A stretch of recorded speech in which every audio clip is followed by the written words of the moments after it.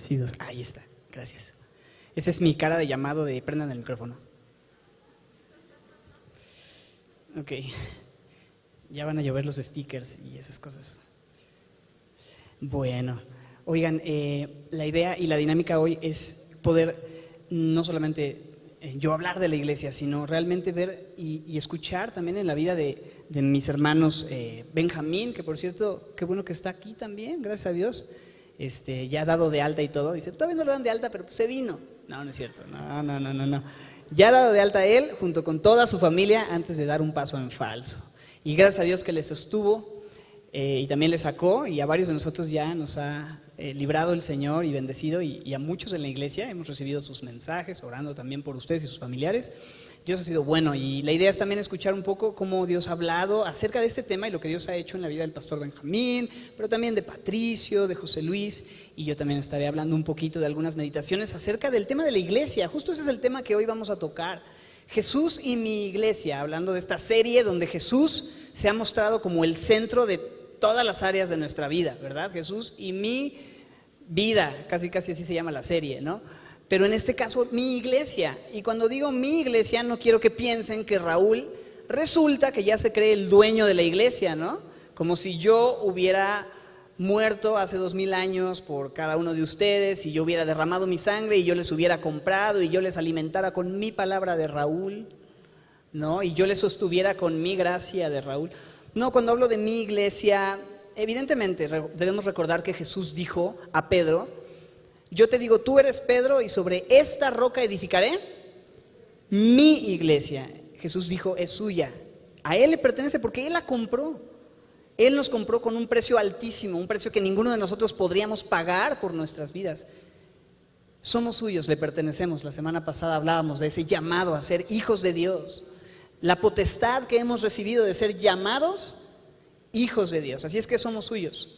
La iglesia no es un lugar al que vamos, y qué bueno que tenemos este espacio increíble que Dios ha provisto, y gloria a Dios por este lugar que, si tú no lo sabes, Dios ha puesto en el corazón de alguien prestar este lugar por 10 años. No estamos pagando una renta, ¿no? Algunos de ustedes no saben eso, pero Dios se ha movido en la iglesia y ha hecho este tipo de cosas, y tenemos un edificio y tenemos otro lugar en Santa Mónica, y muy pronto vamos a expandirnos y a comenzar nuevas iglesias y a seguir con la obra de Santa Mónica. Pero al final el lugar no es lo importante.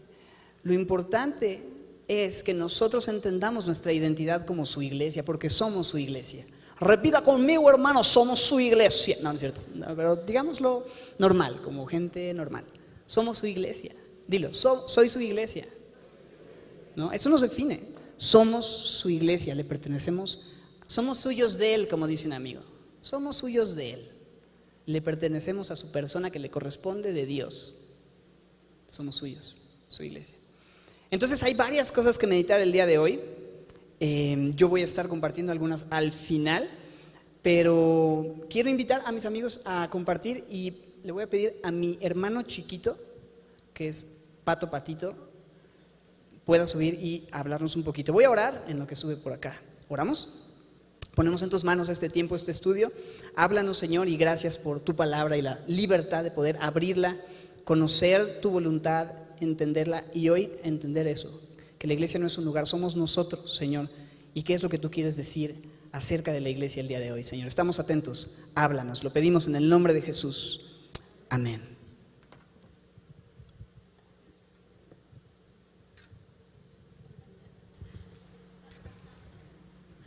Me robaba los Choco Crispies, entre otras cosas. Hola, ¿cómo están? Bien, pues gracias a Dios que podemos seguir estudiando su palabra, y podríamos hacer otras cosas en aniversarios, pero es lo que nos ha sostenido y es lo que vamos a seguir haciendo. Entonces, quisiera que me acompañaras al Salmo 133:1.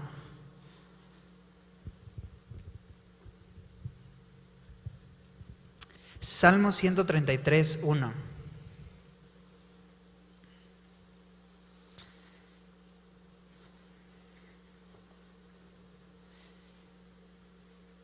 Esta es una canción de antaño. Mirad cuán bueno, ya le estás oyendo, ¿verdad? Mirad cuán bueno y cuán delicioso es habitar los hermanos juntos en armonía. Este es el pasaje que he estado pensando para este día. Creo que a veces vamos a la Biblia pensando si hay o no hay un mandato sobre congregarnos, sobre tener comunión. ¿La Biblia me obliga a tener comunión o no? ¿Puedo estar solo yo con Dios y Él y yo estamos tranquilos o tengo que ir a la iglesia? Más que lo que yo vea aquí en la Biblia, una obligación, un mandato, yo veo un deleite. Veo un deleite en poder congregarnos, en poder formar parte de la vida de otros, que el saber que no estamos solos y que Dios nos puso en un conjunto. Y creo que deja de ser una obligación cuando logras disfrutarlo, logras ver que, aquí dice, habitar los hermanos juntos en armonía, que somos una familia, somos hermanos, y más allá que un título, es una realidad, somos hermanos.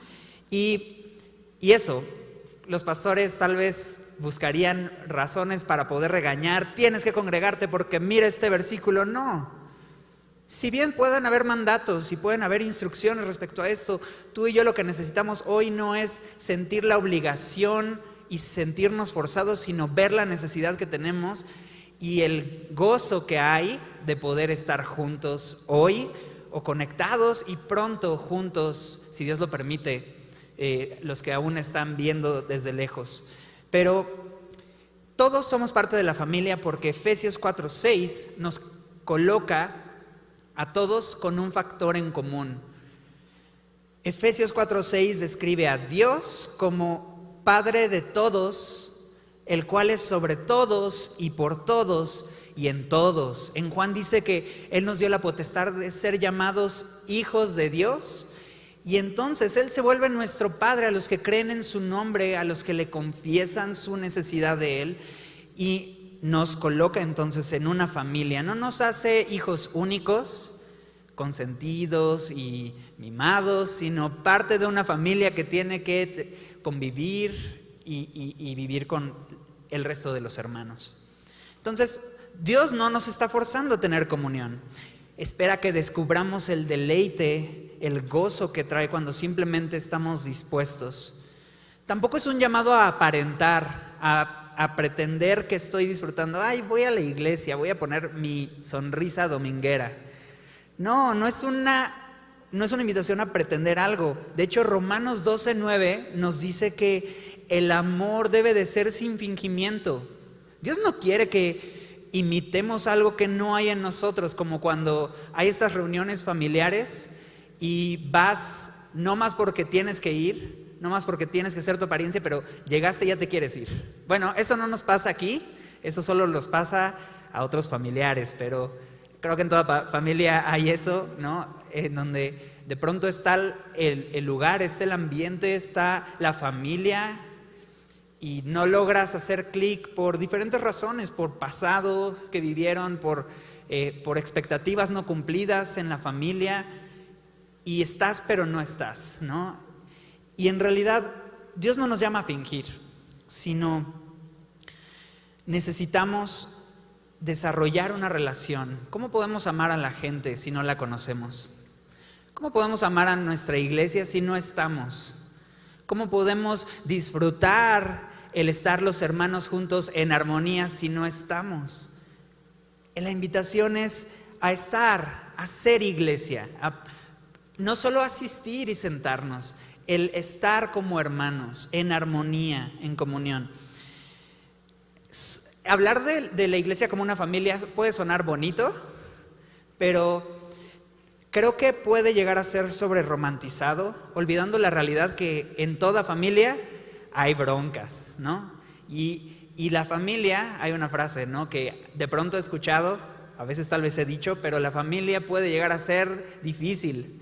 Y de pronto las dinámicas en familia se tornan, te puedes acostumbrar a la gente y puedes tomar por sentado a la gente y simplemente puedes olvidar el gozo que es pertenecer en una familia. De hecho, no todos los tiempos en familia son de alegría y felicidad, como aparece en el Salmo 133. Hay momentos incómodos y hay otros que ojalá y solo fueran incómodos, donde hay dolor, hay recuerdos, hay sentimientos profundos. Sin embargo, ser parte de una familia no depende si yo lo siento así o no. Aunque yo no me identifique, sigo teniendo una familia porque sigo teniendo al mismo Padre y a los mismos hermanos, amados por el mismo Padre. Entonces, Dios desea que vivamos conforme a la realidad de que somos una familia, su familia, y Él desea que vivamos en comunión. Quiero ver 4 versículos que expresan esta idea sobre la comunión que Dios desea sobre su familia. Eclesiastés 4:9 es el primero. Eclesiastés 4:9. Dice allí: mejores son 2 que 1, porque tienen mejor paga de su trabajo. Porque si cayeren, el uno levantará a su compañero, pero ay del solo. ¿Te das cuenta? Ay del solo, que dice que cuando cayere, no habrá segundo que lo levante. Podemos estar solos. Es más, venimos de una pandemia en la que estuvimos solos mucho tiempo probablemente. Y estuvo bien un tiempo, pero después fue duro. Y nos dimos cuenta, por más solitarios que seamos, fuimos diseñados para poder vivir en sociedad, no solos, no para nosotros, sino en compañerismo. Mejores son 2 que 1, porque así nos diseñó Dios. No nos diseñó para estar en nuestra compañía de uno, con nosotros mismos, porque ese puede ser un lugar peligroso, puede ser un lugar de confusión. Quisiera ver Romanos 12:4, porque podría surgir la pregunta o el comentario. Entonces, son mejores 2 que 1 porque piensan igual y porque somos iguales y porque tengo una afinidad en todos los aspectos con la iglesia. La gente podría pensar esto, o nosotros podríamos pensar: somos la iglesia porque tenemos muchas cosas en común. O Dios nos amó porque somos del mismo tipo de personas chidas, ¿no? O pensar algo así. Pero ¿será que somos todos iguales? Simplemente voltea a ver alrededor. Hazlo. Voltea a ver alrededor y date cuenta. Habemos diferentes edades, diferentes contextos, diferentes gustos tan solo de ropa. Y no nos metamos en lo musical ni en lo deportivo, porque ese es otro boleto. Pero tenemos diferentes características, gustos, vivencias. Habemos todo tipo de personas. Y eso es lo que Romanos 2 explica. En el versículo 4, porque de la manera que en un cuerpo tenemos muchos miembros, pero no todos los miembros tienen la misma función, creo que se entiende. Versículo 5, así nosotros, siendo muchos, somos un cuerpo en Cristo y todos miembros los unos de los otros. Este versículo nos muestra que las diferencias y la diversidad, más que dividirnos, pueden unirnos. A veces solemos poner bases sobre las cuales nos identificamos y eso parte para dividirnos de los demás. Yo soy casado, no puedo estar con los solteros, y lo mencionábamos en Jesús y mi soltería. O yo soy soltero y no puedo estar con los casados. Yo soy mujer, no puedo estar con los hombres. Yo soy hombre, no puedo estar con las mujeres. Yo soy del Necaxa, no puedo estar con los del América. No sé. Ponemos nuestra identidad en circunstancias que nos separan de los demás. Pero Gálatas 3:28, Gálatas capítulo 3, 28 dice: ya no hay judío ni griego, ya no hay esclavo ni libre, ya no hay varón ni mujer, porque todos vosotros sois uno en Cristo Jesús. Eso que te identificaba y que pensabas, eso soy, mi talento me define, mi gusto me define, mi identidad de género me define, mi preferencia sexual me define, eso que pensabas, mi cultura me define, mi equipo me define, todo eso que tú te identificabas y pensabas, yo soy hombre y eso es lo que soy y eso me define. Cristo llega y derriba todas esas identidades exclusivas que nos separaban y ahora hace la iglesia. Grupo de gente diferente, de diferentes lugares, pero necesitándonos unos a otros. Entonces Cristo ha derribado la pared de separación y eso es lo que nosotros tenemos que hacer en la iglesia. No dividirnos, venir en comunión, disfrutar la compañía de los otros y entonces comprobar que es bueno y delicioso habitar los hermanos juntos.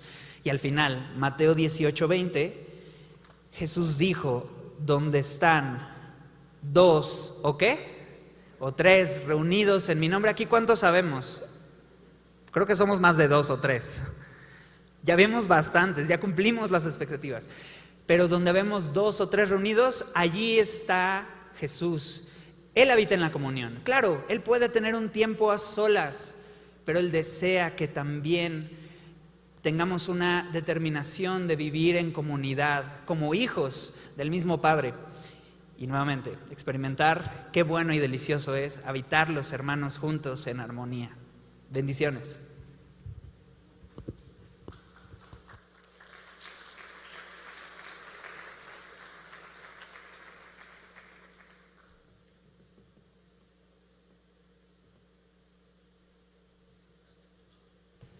¿Cómo están? Muy buenas tardes. A nombre de Cindy, Gabriel, Dani, Pablo, gracias por sus oraciones, gracias por sus mensajes, sus muestras de afecto y cariño, que podemos estar de regreso aquí. Somos parte de la iglesia y es una bendición ser abrazados por ustedes. Los amamos. Reciban un saludo de parte de mi esposa y de Pablito, que todavía no pueden venir.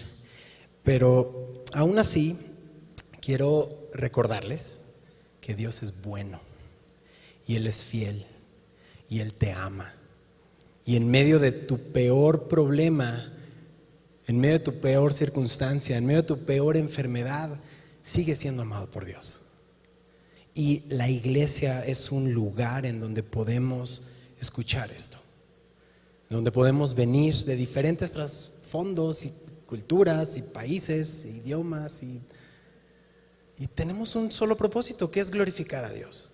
Venir a enfocarnos en Cristo, porque la iglesia es idea de Dios. No es una idea de una persona y dice vamos a hacer este grupo. Es Dios quien tiene la idea de que sus seguidores le conozcan a través de su palabra. La iglesia es la esposa del Señor. Y tú y yo podemos disfrutar cada día de lo que Él ya nos ha provisto.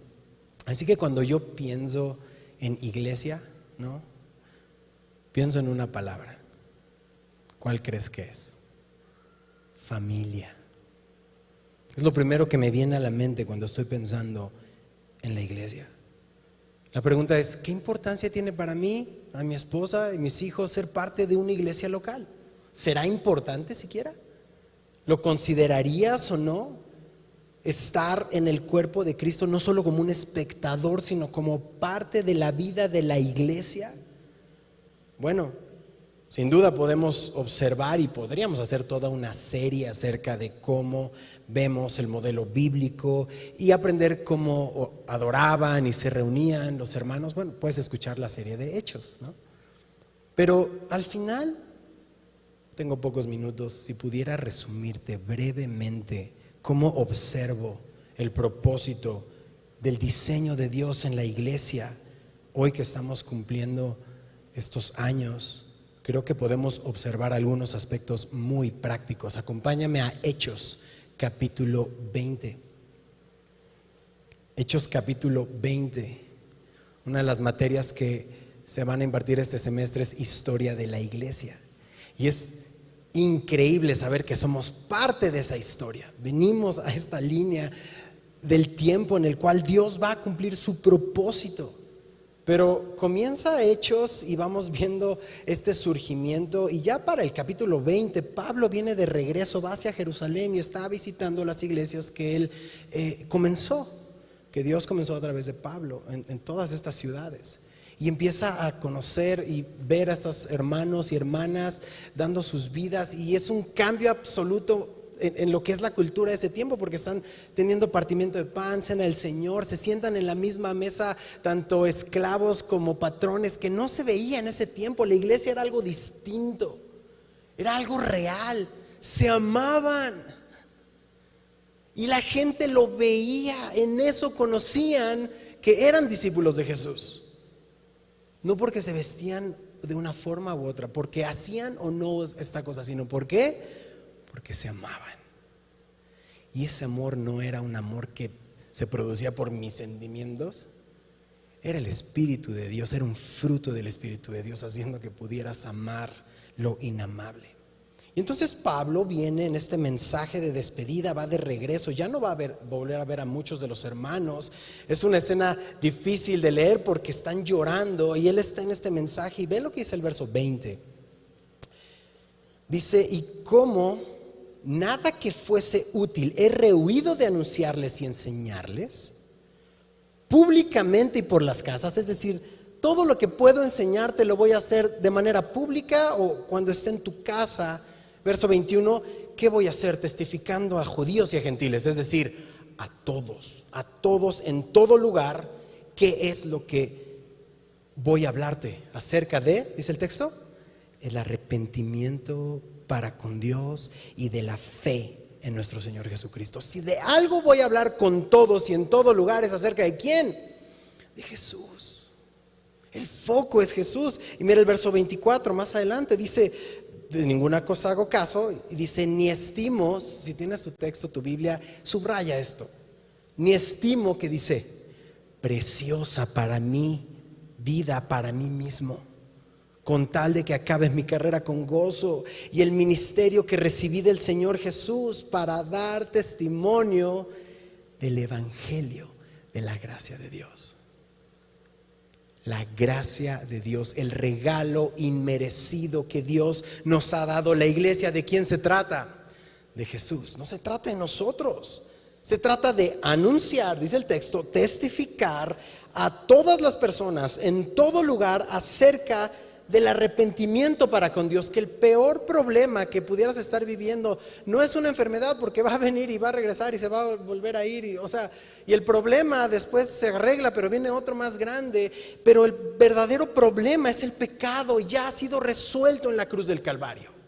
Jesús lo ha hecho por nosotros. Se trata la iglesia de anunciar la fe en Jesucristo. Se trata de dar testimonio del Evangelio de la gracia de Dios. El centro de la iglesia cristiana, ¿quién es? Cristo. Por eso somos cristianos.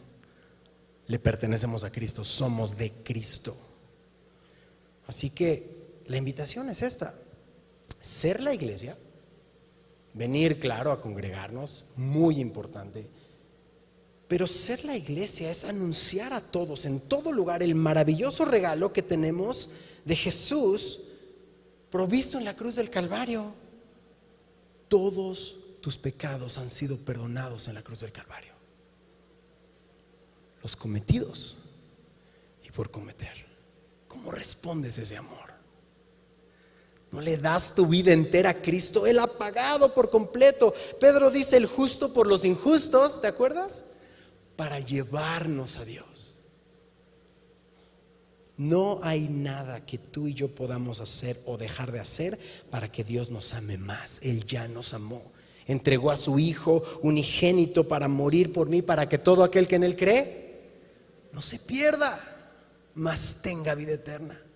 Este es el Evangelio. Eres amado por Dios y Él ha provisto todo para que vengas a Él todos los días. Dios te regala salvación, te da salvación gratuita. Y no solo eso, que es demasiado, te hace suyo. ¡Qué privilegio! Ahora eres su hijo, su familia. Y ya no es en sí en el apellido de la sangre humana, aunque si lo ves bíblicamente todos venimos de Adán y Eva, entonces sí tenemos todos en ese sentido la misma sangre. Pero aquí está hablando de algo, una familia espiritual. Lo que nos une es la sangre de Cristo que nos redime y nos hace uno con Él. Ese es un vínculo aún más fuerte.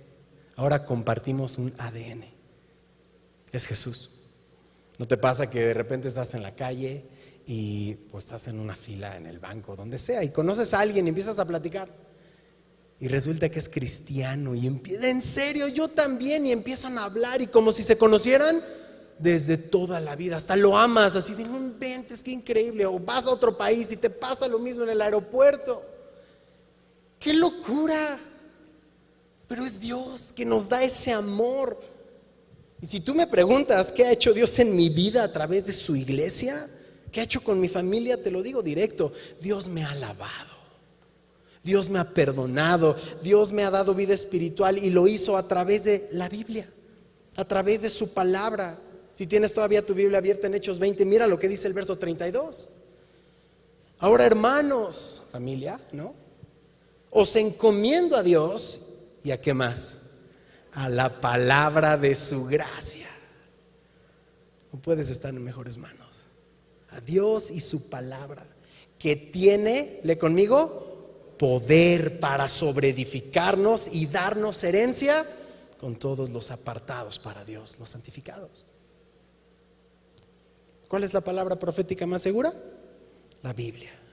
Y fue Dios a través de la Biblia, de su palabra, que nos trajo a Cindy y a mí, a él. Es Dios a través de su palabra que está edificando mi vida, mi matrimonio, mi familia. Y te digo algo, me falta tanto, apenas Dios está empezando, hay mucho por transformar. Pero esa es una vida en Cristo. Y Dios no fue magia ni mística, fue su iglesia. Dios usó su iglesia. Cuando en la familia de Dios hablamos la palabra, oramos la palabra, enseñamos la palabra, nos consolamos unos a otros a través de la palabra. Así nos enviaban, así a mí, mensajes con textos. Eso es lo mejor, es la palabra, el consuelo. Entonces, ¿qué dice el verso? Que tiene poder para sobreedificarnos y darnos herencia con todos los santos. Y si te fijas, está hablando en plural: sobreedificarnos, santificarnos. Se hace en comunión. Varios de ustedes se saben de memoria Primera de Juan 1:3. Dice que lo que hemos visto y oído, eso te anuncio. Lo que he visto y lo que he oído, para que ustedes tengan comunión con nosotros. Y nuestra comunión verdaderamente es con el Padre y con su Hijo Jesucristo. Cuando te plantas en una iglesia, cuando te plantas, hay crecimiento. Y cuando hay crecimiento, hay fruto producido por su Espíritu, no por nosotros, sino por su Espíritu. Fue en la iglesia que conocí a mi esposa, y cuando estábamos jóvenes, ¿no?, estamos sirviendo en este grupo de jóvenes, y está el pastor de jóvenes y dice: cierren sus ojos, mediten por un momento, piensen qué van a hacer en 10 años, ¿no? Y así ya tienes a Cindy cerrando sus ojos, y yo así de viendo que los demás, ya cierro mis ojos. Piensen qué van a hacer, ¿dónde se ven en 10 años? Y ya abrimos los ojos, ¿no? Y Cindy me pregunta: ¿y qué pensaste? Y yo: no, tú primero. Y me dice: bueno, es que yo me vi en África predicando a los niños de África. ¡Wow! Y tú y yo: ay, no, ya dime, no, está bien así. No, dime, yo me estaba bajando de mi Ferrari, ¿no? Dios usa lo vil y menospreciado, así en canales totalmente así opuestos. Y ni África ni Ferrari, ¿no? Pero Dios nos redimió, nos unió. En la iglesia me casé, en la iglesia aprendí, en la iglesia fallé, en la iglesia fui restaurado, en la iglesia mis hijos tienen sus mejores amigos. En el contexto de la familia en Cristo no va a ser perfecta. Te van a lastimar y tú vas a lastimar, tal como sucede en una familia. Es lo que va a pasar. Pero cuando pones tus expectativas en una persona, entonces va a venir desilusión, sí o sí. Siémbrate, permanece en la iglesia, conecta. Hay tanto que se ofrece en la semana para que te conectes en las oraciones, en los discipulados, en el instituto, en las congregaciones. Y puedo decirte que en la iglesia hemos recibido el abrazo de Dios. Lo hemos visto por muchos años, lo vimos en este periodo de enfermedad. Y estoy seguro que tú me puedes decir: sí, Benjamín, pero en la iglesia me han lastimado y yo no he visto el abrazo de Dios, y yo he visto. Y sí, claro, cada caso es particular, pero al final, si pones tus ojos en Cristo, aprendemos a perdonar, tal como lo hacemos en una familia, y aprendemos a humillarnos y conocer que Dios está obrando en nosotros y a través de nosotros. Si va a haber momentos agridulces, cuenta con ello, te lo garantizo.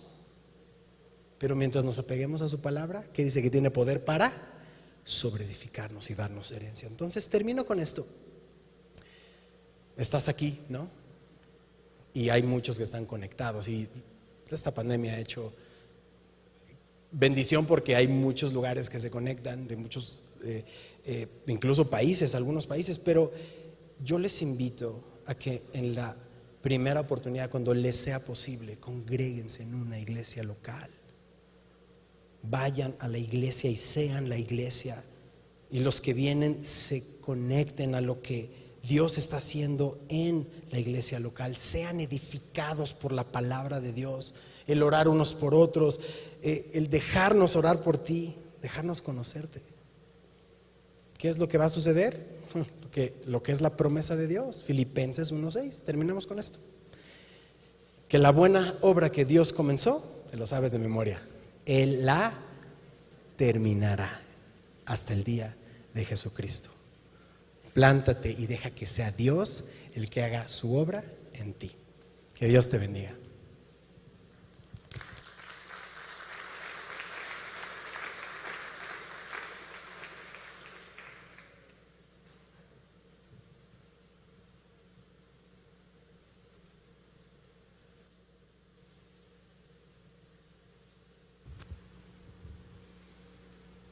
Buenas tardes, querida familia.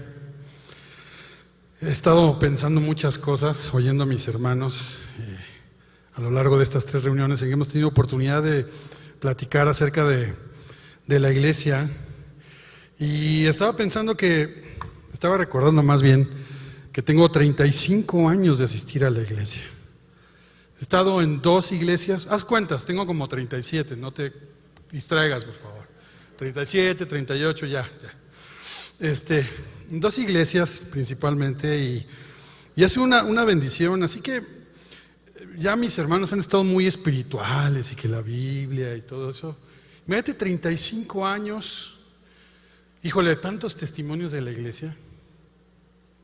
O sea, el primero que me viene a la mente es, a ver, levanten la mano todos los que vinieron a fuerza el día de hoy. Ay, ¿nadie? ¿De veras nadie? Bueno, veo algunos que en vez de levantar la mano así le hacen así, ¿no? Sí, el esposo está así de, ay, hermano. Yo me acuerdo una vez, yo creo que tenía como unos, no crean que voy a contar no, yo soy muy malo para contar chistes y esas cosas, no crean que voy a contar puras experiencias, no, pero recuerdo una vez que no quería ir a la iglesia. Yo creo que tenía como unos 17 años, acababa de entrar a la universidad. Mi papá no iba a la iglesia. Y yo me quedé dormido y le dije, mamá, no voy a ir a la iglesia. Está bien. Y entonces yo ya estaba ahí, ay, qué rico, me voy a quedar en la iglesia. De repente mi papá y me dice, ¿no vas a ir a la iglesia? No. ¿Por qué? Pues tengo flojera. Ah, sí. Bueno, tú hace unos meses me dijiste que querías ir a la iglesia. Entonces, o vas o no vas. Pero vas, así que, órale. Mi papá no era cristiano y me obligó a ir a la iglesia. Y le doy gracias a Dios por eso, porque el pertenecer a una comunidad, el arraigarte a una comunidad, a una familia, nos hace crecer, nos hace madurar en muchos aspectos. Podríamos nosotros decir tantas cosas que nos ha traído como bendición la iglesia, y no ha sido todo bonito, ¿verdad? No es todo bonito, no es todo maravilloso, no todo es color de rosa, porque la iglesia está llena de creyentes imperfectos, débiles, en proceso de restauración, ¿no?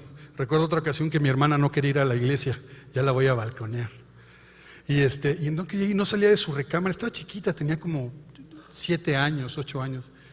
Y ella es 5 años menor que yo, entonces, vámonos, ya es tarde, vámonos. Nunca se hace tarde para ir a la iglesia, ¿verdad? Nunca corremos para ir a la iglesia ni nada. Todo es con mucha calma, mucha tranquilidad, siempre con anticipación. Entonces mi hermano no salía y entonces entró, porque vámonos. Llorando así con lágrimas, es que me gasté el diezmo. ¿Cómo? Es que me gasté mi diezmo, se me olvidó, es que quise comprarme una paleta y me lo gasté todo, no puedo ir a la iglesia.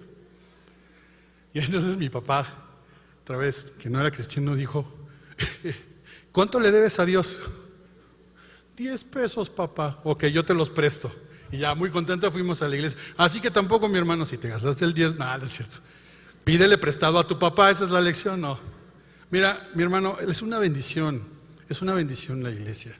Y lo que yo quiero hacer es, ahora, que veamos un versículo en Efesios 1, 22 y 23. Y que podamos, por unos minutos, no tenemos mucho tiempo, ya todo me lo quitó Benjamín, todo me lo quitó Pato, y ahorita va a llegar Raúl, se va a parar aquí y me va a presionar, entonces ya, ni modo. Entonces, una idea de cómo Dios ve la iglesia, porque hemos estado hablando y ha sido muy edificante y ha sido hermoso recordar estas cosas que ya sabemos como creyentes acerca de la iglesia. Y ahora solamente quiero yo que leamos este verso y veamos un poco lo que es la iglesia desde el punto de vista de Dios.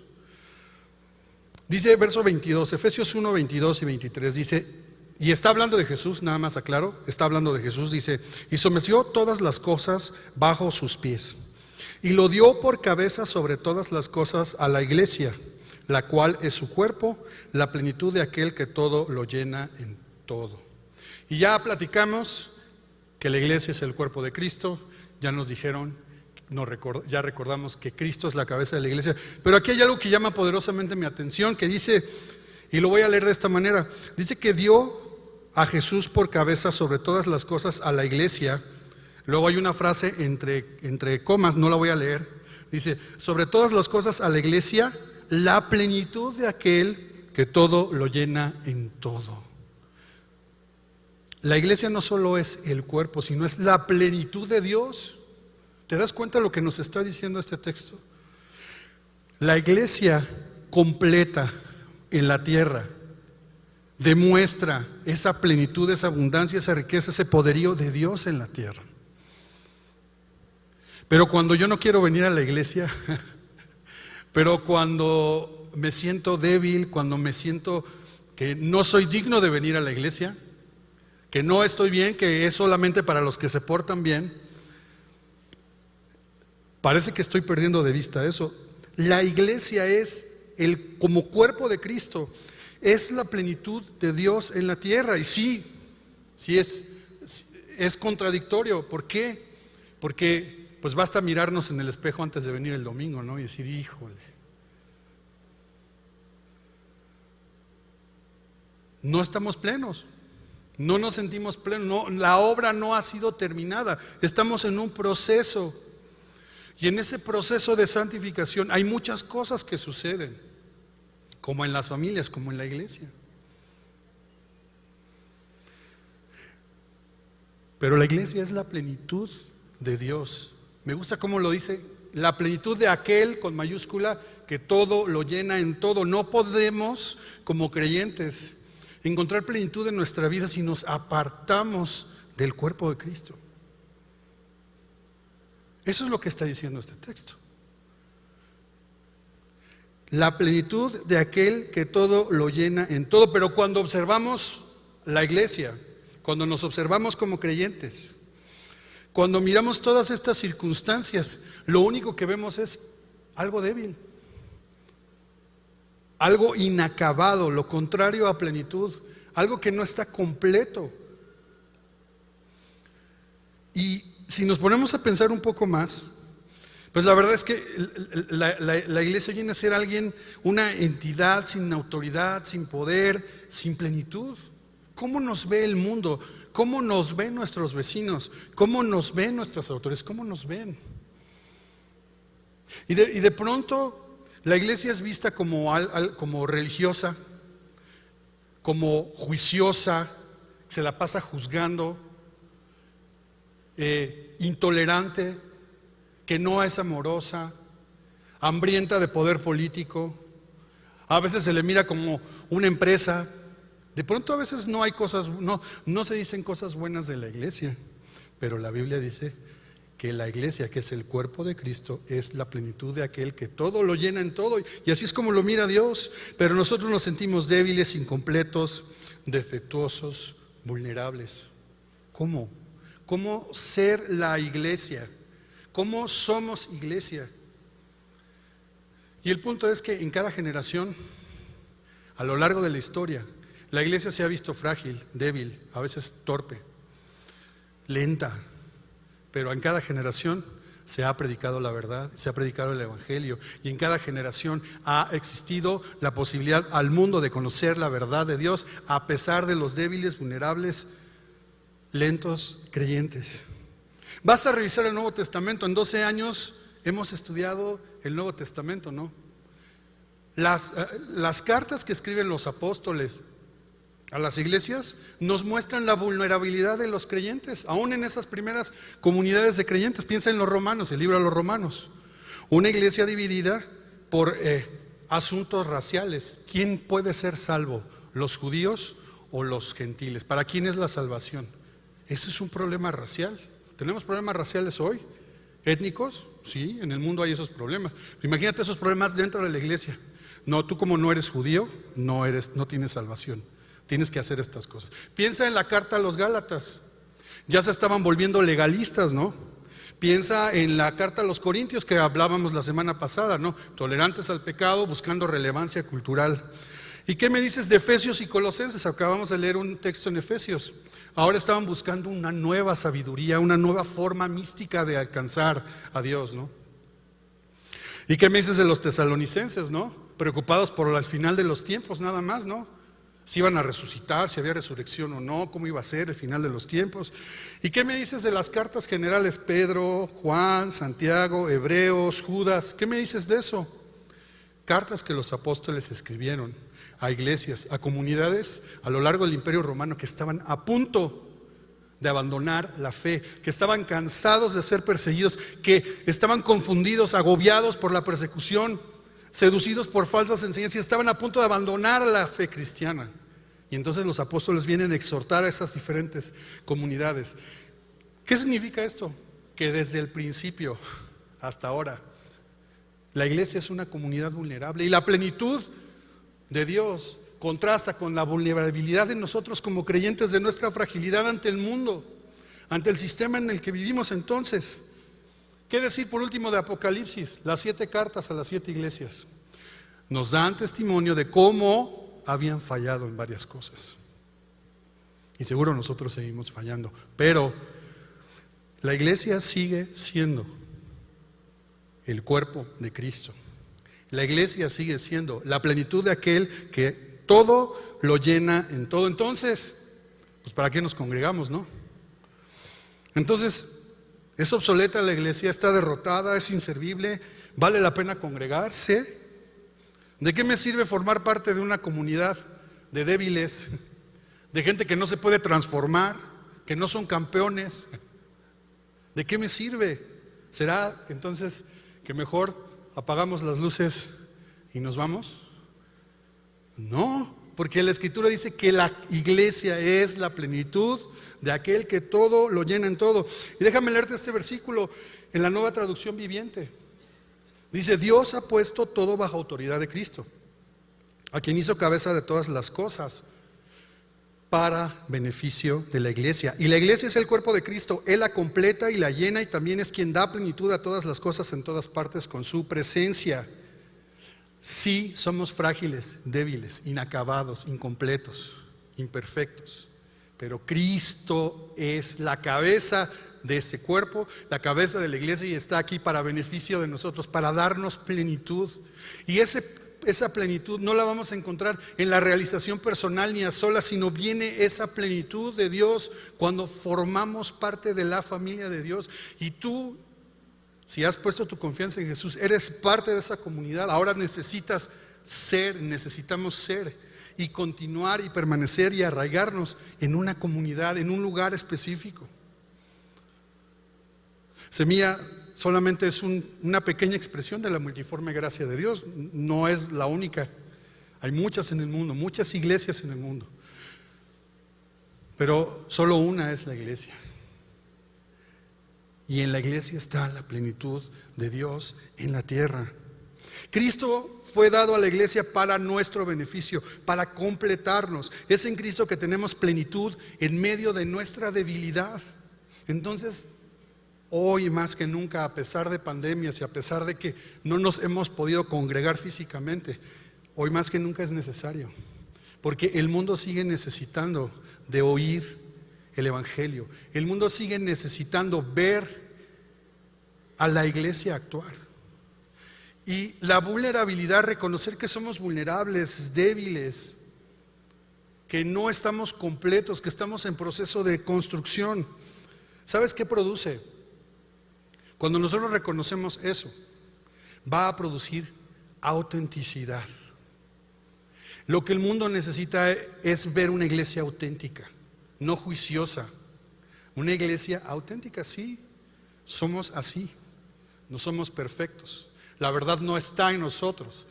La iglesia es que predica y proclama la verdad. Y esa autenticidad que nos da el reconocer nuestra vulnerabilidad frente a la plenitud y la majestuosidad de la presencia de Dios en la iglesia, nos va a dar credibilidad también. Nos da compasión. Cuando nosotros nos sentimos, pues yo estoy pleno porque yo voy a la iglesia, eso es orgullo espiritual.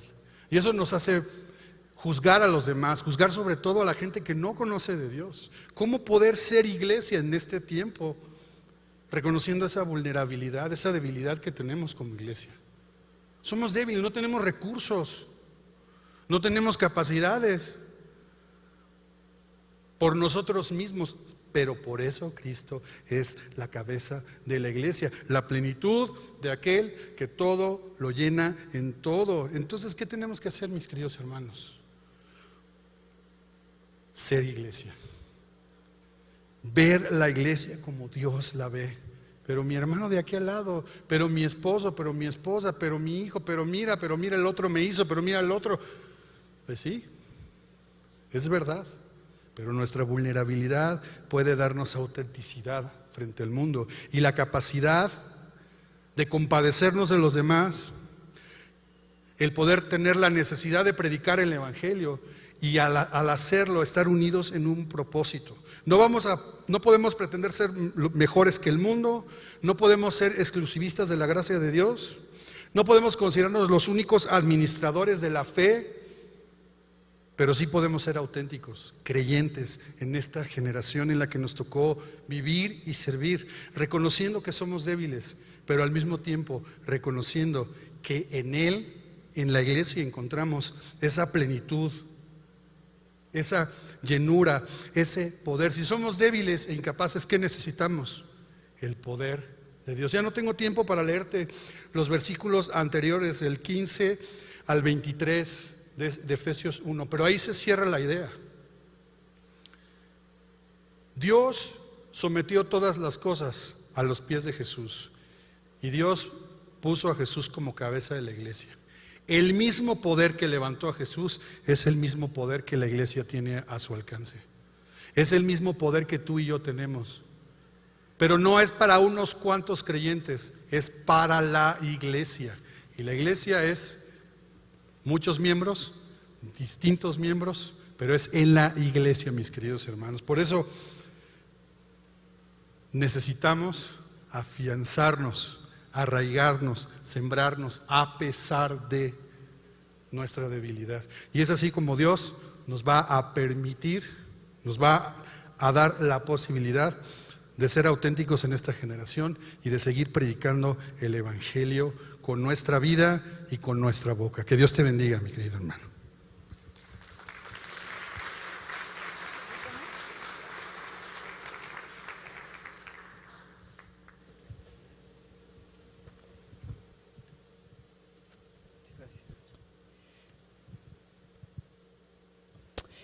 Ya no les dije de sus cover bogs. ¿Saben qué son cover bogs? Los que no hablan inglés es cubrebocas. Cover bogs, que ahí tenemos algunos cover bogs personalizados para los semillosos, junto con su libretita, ahí lo van a tener. Entonces, es un detallito ahí para que lo tengan y tomen ahí también la comanda, notas de, parece de mesero, ¿verdad? Bueno, antes de terminar, yo quiero también compartir algo.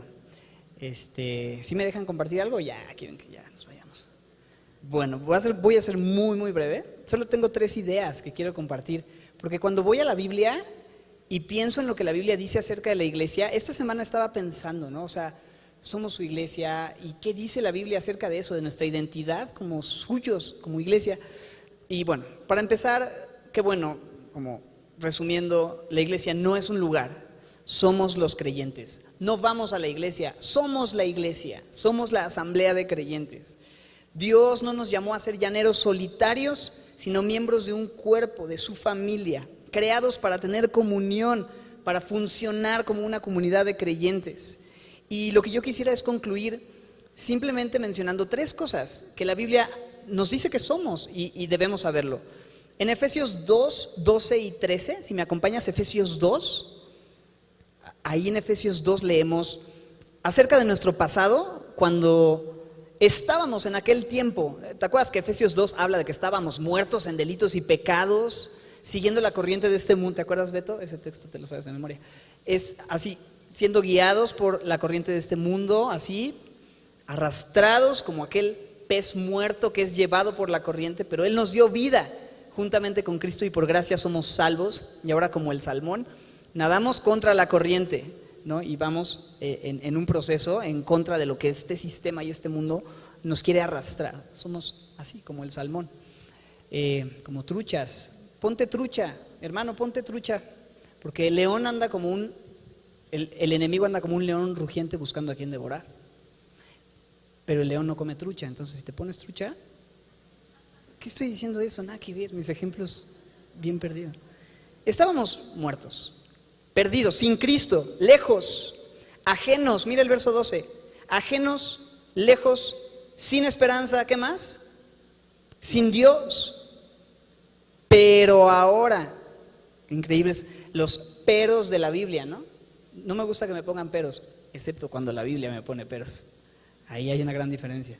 Pero ahora, ¿no? Es como, pero Dios, que es rico en misericordia. Pero ahora, en Cristo Jesús. Oye, no estamos en semilla, estamos en Cristo. Eso es lo más importante. No es que, yo estoy en semilla. No, estoy en Cristo primeramente y voy a semilla porque ahí es donde Cristo quiere que me congregue y conecte.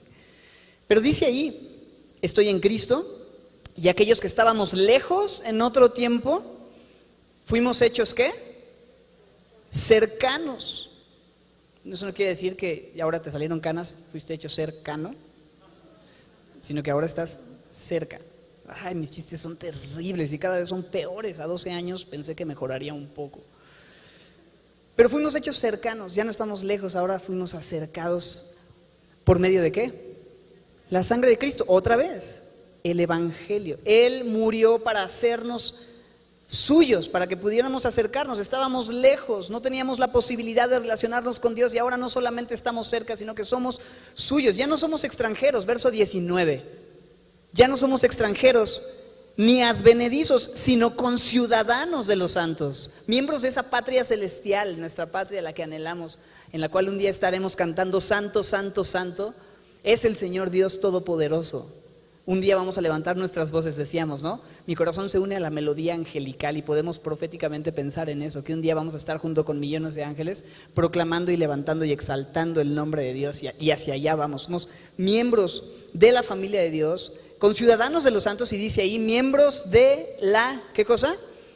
Familia de Dios, edificados sobre el fundamento, siendo la principal piedra del ángulo Jesucristo mismo, en quien todo el edificio bien coordinado va creciendo para ser un templo santo en el Señor, en quien nosotros también somos edificados juntamente, morada de Dios en el Espíritu. Esto es Efesios 2, versículos 19 al 22. Pero me gusta la idea de miembros de la familia. 3 imágenes quiero notar el día de hoy para concluir. Número 1, miembros de la familia de Dios. Podríamos hablar de que somos conciudadanos de los santos, pero dejemos eso para otra enseñanza.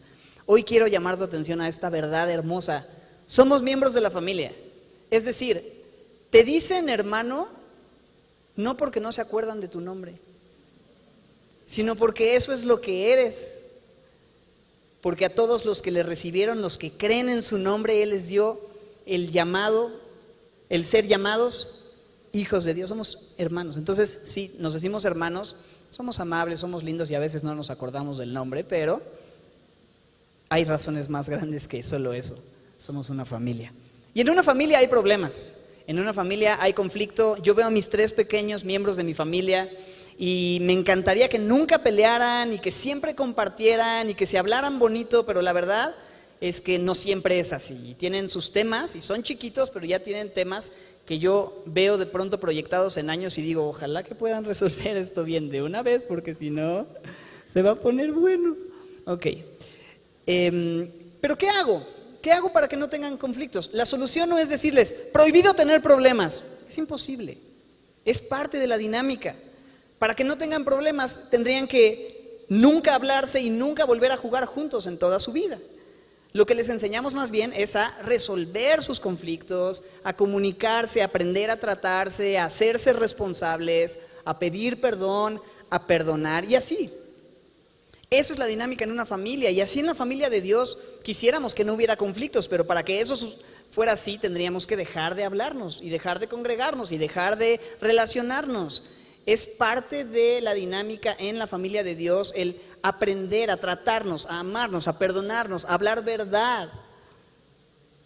Es importante eso, somos una familia, no hay familia perfecta, quizá un poco disfuncional a veces, pero al final somos hermanos y vamos a estar por la eternidad cantando y adorando y siendo miembros de esta familia eterna, miembros de la familia de Dios. No solo miembros de la familia, 1, 2,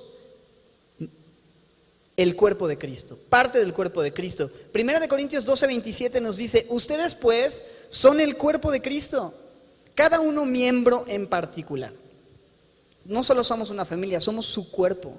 Y un cuerpo evidentemente tiene diferentes miembros, y cada miembro tiene una función, y cada miembro es importante. Y de la misma manera vemos ahí en Corintios cómo en Corintios se habla de esas diferentes partes de un mismo cuerpo con diferentes funciones, diferente trabajo, pero todos con un lugar de importancia. Déjame decirte esto, eres importante para el cuerpo, eres importante para este cuerpo. No te despegues, los dones que tienes no son solo para tu beneficio personal, son para la edificación de su cuerpo, y así Dios quiere glorificarse y manifestar al mundo su gloria. Busca la oportunidad de poner por obra tus dones de servicio. Lo que sea que Dios te haya dado no es lo mejor. Estar separados, ser independientes, pensar que no necesitamos al cuerpo. Esta imagen del cuerpo nos enseña la importancia de estar conectados, siendo parte. Y por último, entonces les dije 3 ejemplos. El primero que vimos es acerca de la familia de Dios. Lo segundo que vimos es acerca de el cuerpo, y de una forma, por supuesto, muy, muy chiquita y un ejemplo muy breve, pero también me encanta y venía a mi mente, a mi corazón, Primera de Timoteo 3, 14 y 15, donde Pablo escribe a Timoteo, un joven pastor, diciendo, te escribo esta carta porque aunque tengo la esperanza de ir pronto a verte, quiero que sepas que si me tardo, sepas cómo debes conducirte, mira lo que dice, en la casa de Dios, que es la iglesia del Dios viviente, la casa de Dios, que es la iglesia del Dios viviente, y no está hablando del edificio.